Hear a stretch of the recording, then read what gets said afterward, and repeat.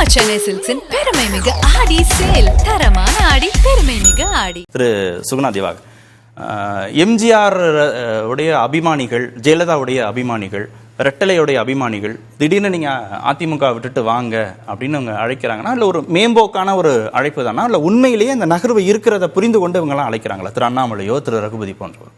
இல்லை, இப்போ நம்ம இந்த விக்கிரவாண்டி இடைத்தேர்தலை பார்த்தோம்னா அதிமுக புறக்கணித்திருக்கிறது. அப்போ புறக்கணித்திருக்கிறது, அதிமுக புறக்கணித்திருக்கிறது. எடப்பாடி பழனிசாமி தலைமை அறிவிக்கிறதுனா அதை அந்த கட்சி தொண்டர்களும் அங்க இருக்கக்கூடிய நிர்வாகிகளும் கேட்டிருந்தாங்க, அதை ஏற்றுக்கொண்டார்கள் என்றால் கண்டிப்பா வாக்குப்பதிவு 82% வந்திருக்காது. கடந்த சட்டமன்ற தேர்தலையும் இந்த சட்டமன்ற தேர்தலும் கிட்டத்தட்ட ஒரே மாதிரியான வாக்குப்பதிவு. அப்ப 18% வந்து 19 இருந்து 2019, 21 இப்ப கிட்டத்தட்ட எல்லாமே ஒரே தான். அப்ப அதிமுக போட்டியிட்ட தேர்தலில் இருக்கக்கூடிய வாக்குப்பதிவும் அதிமுக புறக்கணித்த தேர்தலில் இருக்கக்கூடிய வாக்குப்பதிவும் ஒண்ணு அப்படின்னா, அப்ப அங்க அதிமுக தொண்டர்கள் என்ன முடிவு எடுத்திருக்கிறார்கள் அப்படிங்கிறது மிக முக்கியமான கேள்வி. அவங்க திமுகவுக்கு போட்டாங்களா அல்லது பாமகவுக்கு போட்டாங்களா, நாம் தமிழர் கட்சிக்கு போட்டாங்களாங்கிறது நாளைக்கு முடிவுகளை வைத்து நீங்க பேசுவீங்க. ஆனால் அவங்க வாக்களித்திருக்கிறார்கள் என்பதுதான் யதார்த்தம். அதுதான் நம்ம கண்ணுக்கு முன்னாடி தெரியக்கூடிய ஒரு உண்மை.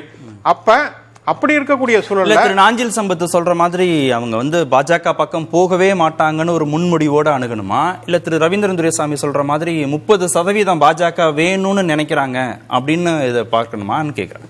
இல்ல, முதல்ல வந்து எடப்பாடி பழனிசாமி தலைமை மீது அதிருப்தி இருக்கிறதா இல்லையா, அவருடைய முடிவை அதிமுக தொண்டர்கள் ஏற்றுக்கொள்கிறார்களா இல்லையா அப்படின்னு பார்த்தோம் சொன்னா, விக்கிரவாண்டியை வைத்து நம்ம பேசணும்னா தலைமை எடுத்த முடிவுக்கு அங்க இருக்கக்கூடிய தொண்டர்களோ நிர்வாகிகளோ ஏற்றுக்கொள்ளவில்லை. தேர்தலில் போட்டியிடன்னு தானே முடிவெடுத்தாரு, யாருக்குமே ஓட்டு போடாதீங்கன்னு அவர் சொல்லலையே. இல்ல, அப்படி வெளிப்படையா இல்ல, அவங்க யாருக்கு ஓட்டு போடுங்கன்னு சொல்லலையே.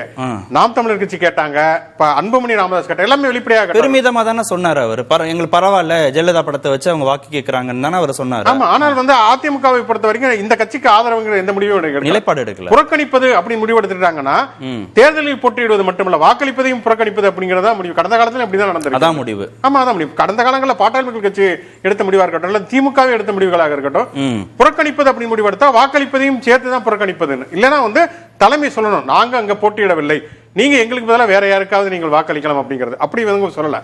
அப்படி இருக்கும்போது புறக்கணிப்புனா ஒரு முழுமையான புறக்கணிப்பு. ஆனால் புறக்கணிப்பது என்று எடுத்த முடிவை அங்க இருக்கக்கூடிய தொண்டர்களும் நிர்வாகிகளும் புறக்கணித்திருக்கிறார்கள். இதுதான் யதார்த்தம். அப்படி இருக்கிற பொழுது முதல் கட்டத்திலே இப்ப அதிமுக தலைமை மீது ஒரு அதிருப்தி இருக்கிறது அப்படிங்கிறது விக்கிரவாண்டி சொல்லுகிறது. அதை தாண்டி இந்த தேர்தல் தோல்விகள் தொடர்பாக அவர் நடத்தக்கூடிய ஆலோசனை கூட்டத்தில் நிர்வாகிகள் சொல்வதாக சொல்லப்படக்கூடிய கருத்துக்கள், வெளியில் வரக்கூடிய கருத்துக்கள் பார்க்கிறப்பயுமே மாற்று கருத்துக்கள் தான் நிறைய முன்வைக்கிறார்கள். ஒன்று வந்து என்னன்னா, ஒருங்கிணைப்பு வந்து வேண்டும் அப்படின்னு அவங்க சொல்றாங்க. பன்னீர்செல்வத்தையும் டிடிவி தினகரனும் சசிகலாவும் சேர்த்துக்கொள்ளலாம் இங்கே ஒரு கருத்து சொல்லப்படுவதாக ஒரு கருத்து இருக்கிறது. நாம் தமிழர் கட்சியோட கூட்டணி வைக்கலாம் சில பேர் சொல்றாங்க, பிஜேபியோட கூட்டணி வைக்கலாம் என்று சில பேர் சொல்கிறாங்க. மாற்று கருத்து சொல்லப்படுகிறது அப்படின்னா, அப்ப தேர்தல் தோல்விக்கு என்ன காரணம் என்று சொல்லப்படுகிறது, இதெல்லாம் ஒரு காரணம் அப்படின்னு சொல்லப்படுகிறது.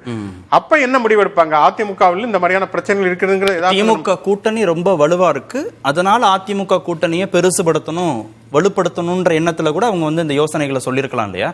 இபிஎஸ் பலவீனம் ஆயிட்டாரு, அதிமுக பலவீனம் ஆயிடுச்சுன்னு நினைச்சுதான் இப்படி சொன்னாங்க, இந்த யோசனைகளை முன் வச்சாங்கன்னு நம்ம முடிவுக்கு வர முடியாதுல்ல. இல்ல, இப்ப அவங்க அதிமுக தொண்டர்களை பொறுத்தவரை, நிர்வாகிகளை பொறுத்தவரை ஒரு ஆல்டர்னேட்டிவ் தேவைப்படுங்கிறது யதார்த்தம்.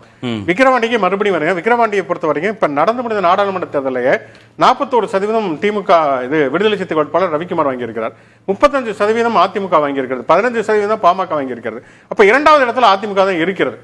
அப்ப அந்த 35% இடைவெளி கூட 7000 தான். ஆமா, 7000 தான். அப்ப அதிமுக வந்து புறக்கணிக்கணும் முடிவு எடுத்திருந்தா 35% வந்து போலிங் ஆயிருக்க கூடாது. அங்க 18% எப்பயுமே உள்ளது. வந்து அது வந்து அதிமுக மட்டும் இல்ல, பொதுவாக வந்து வாக்களிக்காதவருடைய எண்ணிக்கை தான்.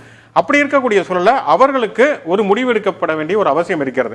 அப்ப எடப்பாடி பழனிசாமியும் ஒன்று முடிவெடுக்க வேண்டும். எடப்பாடி பழனிசாமி ஏதாவது முடிவெடுக்கணும். ஒண்ணு, இவங்கெல்லாம் விலகி போனதுனாலதான் அதிமுக பலவீனம் அடைந்திருக்கிறது முடிவுக்கு வந்ததுன்னா அவர்களை சேர்த்துக்கொள்வதா வேண்டாமாங்கிற முடிவு எடுக்க வேண்டும். அல்லது பிஜேபி கூட்டணியோ அல்லது ஏதோ ஒரு கூட்டணியோட இன்னும் வேற ஒரு கூட்டணி வந்து அவங்க அமைக்கணும்னா அந்த முடிவு எடுக்கணும். அப்ப எடப்பாடி பழனிசாமி தலைமை எந்த முடிவும் எடுக்கவில்லை என்று சொன்னால் அங்க இருக்கக்கூடிய தொண்டர்களும் நிர்வாகிகள் வேற முடிவு தான் எடுப்பார்கள். அப்ப அதிமுக விட்டு வெளியேறுவது அப்படின்னு முடிவு எடுத்தாங்கன்னா அவங்களுடைய சாய்ஸ் எது, திமுகவா பாஜகவா அப்படின்னு பார்த்தோம்னா, கடந்த காலத்தில் பாஜகவுடைய ஆதரவாளர்களாக, இன்னும் சொல்ல போனால் பாஜகவினராகவே இருந்த ராஜேந்திர பாலாஜி, மாபா பாண்டியராஜனுடைய நிலைமை என்ன இன்னைக்கு அதிமுகவில்? அவங்களுக்கு எந்த இடமுமே இல்லை, சுத்தமா சைலண்ட் ஆயிட்டாங்க. கடந்த காலத்துல வந்து மோடியங்கள் தாடி என்று சொல்ற, மோடியா இல்லையான்னு கேட்ட ஜெயலலிதாவை தாண்டி மோடியங்கள் தாடின்னு சொல்ற ராஜேந்திர பாலாஜியோ மாபா பாண்டியராஜனோ அங்க வந்து இருப்பே இல்லாமல் இருக்கிறார்கள். ஆனால் அதிமுக விட்டு திமுகவுக்கு வந்தவர்கள் எல்லாம் அதிமுக என்ன இடத்துல இருந்தாங்களோ அதே இடம் அல்லது அதை விட ஒரு கூடுதலான இடத்துல தான் இருக்காங்க. அப்படிங்கிறப்ப அதிமுக விட்டு வெளியேற வேண்டும் என்று நினைக்கக்கூடிய தொண்டர்கள் நிர்வாகிகளுடைய சாய்ஸ்ங்கிறது பாஜக இருக்குமா திமுக இருக்குமா? யதார்த்தமா பார்த்தா திமுக இருக்கிறதுக்கான வாய்ப்புகள் தான். நிர்வாகிகளுக்கு, சட்டமன்ற உறுப்பினர்களுக்கு, முன்னாள் அமைச்சர்களுக்கு, முன்னாள் நாடாளுமன்ற உறுப்பினர்களுக்கு அந்த இடம் உறுதிப்படுத்தப்படும்ன்றது உத்தரவாதம்.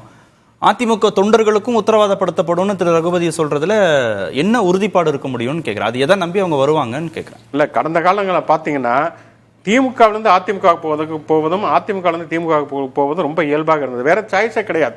நிறைய பேர் எம்ஜிஆர் சொன்னாருக்காக ரெட்டலையை பச்சை குத்து கொண்டவர்கள்லாம் அதை மறைச்சு முழுக்கை சட்டை போட்டுலாம் திமுகவில் இருந்த கடந்த கால வரலாறுகளுமே உண்டு.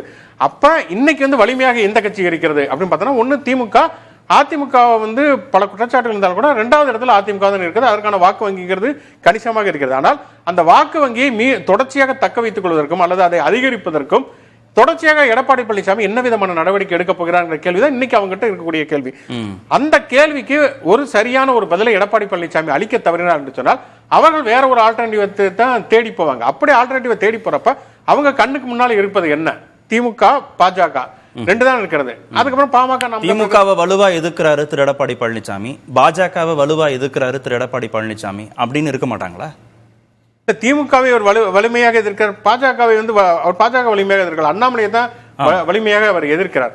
ஆனால் அதே நேரத்தில் அந்த எதிர்க்கக்கூடிய ஒரு வலிமை என்பது அதிமுகவுக்கு வலிமையை சேர்த்து இருக்கிறதா அப்படிங்கிறத மிக முக்கியமான ஒரு கேள்வி. அப்படி அதிமுகவுக்கு வலிமையை சேர்க்கல. இப்ப தேர்தலில் பொறுத்தவரைக்கும் வெற்றி தோல்வி என்பது சகஜம்தான். இப்ப தொடர்ச்சியாக பழனிசாமி அவர்களுடைய தோல்வியை பற்றி பேசுகிற பொழுது எடப்பாடி பழனிசாமியாக இருக்கட்டும் அல்லது அதிமுக என்ன சொல்றாங்கன்னா, மாற்றி மாற்றி வெற்றி தோல்வி திமுக அதிமுக இரண்டுமே சந்தித்திருக்கிறது. ஆனால் அதிலிருந்து மீண்டு வந்திருக்கிறார்கள் அப்படின்னு சொல்றாங்க. அது கடந்த காலத்தில் தேர்தல் வெற்றியை கொடுக்கலன்றதான் எடப்பாடிக்கான டெஸ்டா அதான் தொண்டர்கள் பார்ப்பாங்களா? ஆமா, கண்டிப்பாக ஏன்னா அதிமுக தொடர்ச்சியாக ஆட்சியில் இருந்த ஒரு கட்சி. 14 ஆண்டு காலம் எம்ஜிஆர் ஆட்சி காலகட்டத்தில், ஜெயலலிதா ஆட்சி காலகட்டத்தில் 10 ஆண்டுகள் தொடர்ச்சியாக இருந்திருக்கிறது. இப்ப எடப்பாடி பழனிசாமி பொறுப்பேற்றது பிறகு தொடர்ச்சியாக அவர்கள் தோல்விகளை சந்தித்து வருகிறார்கள். மீண்டும் அவர்கள் உயிர்ப்பிக்க வேண்டும். 14 ஆண்டு காலம் எம்ஜிஆர் ஆட்சி காலகட்டத்தில் திமுக இல்ல. ஆனா கலைஞர் தொடர்ச்சியாக அந்த கட்சியை உயிர்ப்போடு வைத்திருந்தார். திருச்செந்தூர் நெடும்பயணமாக இருக்கட்டும், போராட்டம் ஏதோ ஒரு கட்டத்தில் இருந்து வைத்துக் கொண்டே இருந்தார். அப்படி எடப்பாடி பழனிசாமி வைக்க தவறினார் என்று சொன்னால் கண்டிப்பாக தொண்டர்களுக்கும் நிர்வாகிகளுக்கும் வேற ஒரு நம்ம சென்னை சில்க்ஸின் பெருமை மிக ஆடி சேல். தரமான ஆடி, பெருமை மிக ஆடி.